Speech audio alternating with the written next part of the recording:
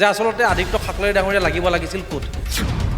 তেখেতে নিজকে স্বয়ম্ভূ জনজাতীয় সংগঠনৰ বা জনগোষ্ঠীয় ৰাইজৰ নেতা বুলি ভাবি লৈ তেখেতসকলে আচলতে কাৰ্বি ভূমিত যেতিয়া বহিৰাগত মানুহে যেতিয়া কাৰ্বিসকলক গো বেক কৈছে চাইনিজ গো বেক কৈছে সেই সময়ত তেওঁ নীৰৱ ভূমিকা পালন কৰি অসমৰ এটা হাতামপুৰুষীয়া সমস্যা সমাধান হৈ থকা বিষয়ৰ ওপৰত তেওঁ সদায় বাধা পথালি দি থকা আচলতে উদ্দেশ্য কি তেখেতে আচলতে কি হ'ব বিচাৰিছে বা কি কৰিব বিচাৰিছে যে চিচিটোৱে আচলতে অসমৰ শান্তি সম্প্ৰীতি বিঘ্নিত কৰিবৰ কাৰণে যি ধৰণৰ প্ৰচেষ্টা হাতত লৈছে তেওঁৰ ওপৰত এটা আইনগত ব্যৱস্থা গ্ৰহণ কৰিব লাগে প্ৰথমতে আপোনালোকৰ সংবাদ মাধ্যমৰ জৰিয়তে সমূহ অসমবাসী ৰাইজলৈ নৱবৰ্ষৰ ইয়াৰ পৰা শুভেচ্ছা জ্ঞাপন কৰিছোঁ আশা কৰোঁ যে 2026 চনত অসমৰ সাম্প্ৰতিক যিমানবিলাক সমস্যা আছে সমস্যাবিলাক সমাধান হওক অসমত ভূমিপুত্ৰ মানুহৰ খিলঞ্জীয়া আধিপত্য অনাদি অনন্ত কাললৈ বাহাল থাকক এই বিষয়ে প্ৰথমে মই সকলো অসমবাসী ৰাইজক শুভেচ্ছা জ্ঞাপন কৰিছোঁ আৰু সমান্তৰালভাৱে কালি চিচিটোৱাই যিটো সংবাদ মেল আয়োজন কৰিছে সংবাদ মেলটো চাইছোঁ চোৱাৰ পিছত আমি আচলতে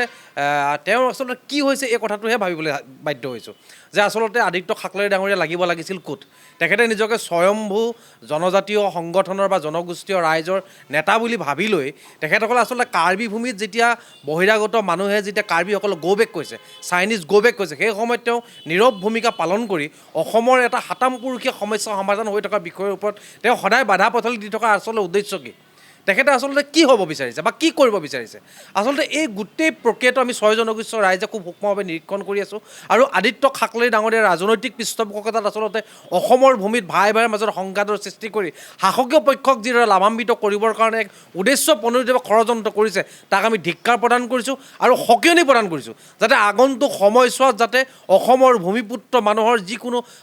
স্পৰ্শকাতৰ বিষয়ৰ ওপৰত তেওঁ কোনো ধৰণৰ এনেধৰণৰ টুলুঙা মন্তব্য নকৰিবৰ কাৰণে তেখেতক সকিয়নি প্ৰদান কৰিছোঁ আৰু আগন্তুক সময়ছোৱাত তেখেতক 6 জনগোষ্ঠী অধ্যুষিত এলেকাত যিকোনো হ'ব পৰা পৰিস্থিতিৰ বাবে চুতীয়া যুৱ সন্মিলন অসম জগৰীয়া নহয় বুলি তেখেতক আমি আজি স্পষ্টভাৱে সকিয়নি প্ৰদান কৰিছোঁ আচলতে কথাটো হ'ল যে অসমৰ ভূমিত 6 জনগোষ্ঠীয় ৰাইজে যাতে ভূমিপুত্ৰ ৰাইজৰ ভূমিৰ অধিকাৰ ৰাজনৈতিক অধিকাৰ সাংস্কৃতিক অধিকাৰ প্ৰাকৃতিক সম্পদৰ পৰা অধিকাৰ যাতে অনাদি অনন্তকাললৈ বাহাল থাকে তাৰ কাৰণে সাংবিধানিকভাৱে সুৰক্ষা বিচাৰিছে আৰু 6 জনগোষ্ঠীয় ৰাইজে জনজাতিকৰণৰ মৰ্যাদা বিচাৰিছে আৰু এই বিষয়টো চিচিটোৱাই তেওঁলোকৰ যি অধিকাৰ উপভোগ কৰি আছে সেই অধিকাৰ সৰ্ব কৰিব বিচৰা নাই এওঁলোকে বিচাৰিছে সংবিধানৰ পৰা সাংবিধানিক স্বীকৃতি গতিকে এনে প্ৰেক্ষাপটত চিচিটোৱাৰ সম্পাদক প্ৰধান আদিত্য খাকলাৰী ডাঙৰীয়াই এনেধৰণৰ টুলুঙা মন্তব্য কৰি অসমৰ ভূমিত যি এক জটিল পৰিৱেশৰ সৃষ্টি কৰিব বিচাৰিছে তাৰ কাৰণে কিন্তু আদিত্য খাকলাৰী ডাঙৰীয়া আগন্তুক সময়ছোৱাত জবাবদিহি হ'ব লাগিব আৰু 6 জনগোষ্ঠী অধ্যুষিত ৰাজ্য সমষ্টিবিলাকত তেখেতক প্ৰৱেশ নিষিদ্ধ কৰিবৰ কাৰণে আমি আমাৰ কৰ্মীসকলক কিন্তু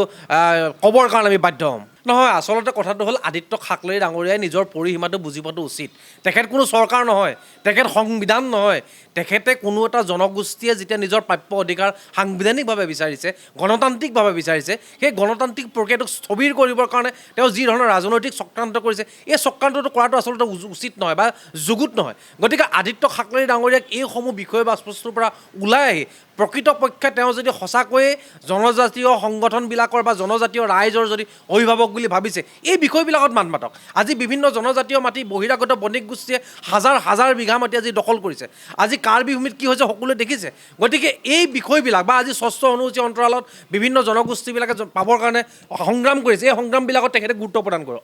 তাকে নকৰি কোনোবা কেইটামান জনগোষ্ঠীয়ে জনজাতিকৰণৰ মৰ্যাদা বিচাৰিছে আৰু সেই বিষয়টোত প্ৰত্যেকবাৰে তেখেতে বাধা পথালি দি থকা আমি দেখিবলৈ পোৱা গৈছে আৰু আমি ভাবিম যে এয়া কোনো ৰাজনৈতিক পৃষ্ঠপোষকতাত ৰাজনৈতিক নেতাৰ শ্ৰুতলিপিত তেওঁ আচলতে অসমৰ ভূমিত আমাৰ ভাই ভাইৰ মাজত ভাগ বতৰা কৰি এক ৰাজনৈতিক অভিসন্ধি কৰিবৰ কাৰণে এটা চেষ্টা চলাইছে গতিকে আদিত্য খাকলাৰী ডাঙৰীয়াদেৱৰ এই যি চক্ৰান্ত এই চক্ৰান্ত কেতিয়াও মানি লোৱা নহ'ব তেখেতক আমি স্পষ্টবাৰ শেষবাৰৰ কাৰণে সকিয়নি প্ৰদান কৰিছোঁ যে আগন্তুক সময়ছোৱাত এনেধৰণৰ যি ষড়যন্ত্ৰমূলক যি উদ্দেশ্য এই উদ্দেশ্যৰ পৰা তেখেতক আঁতৰি থাকিবৰ কাৰণে আমি সকিয়নি প্ৰদান কৰিছোঁ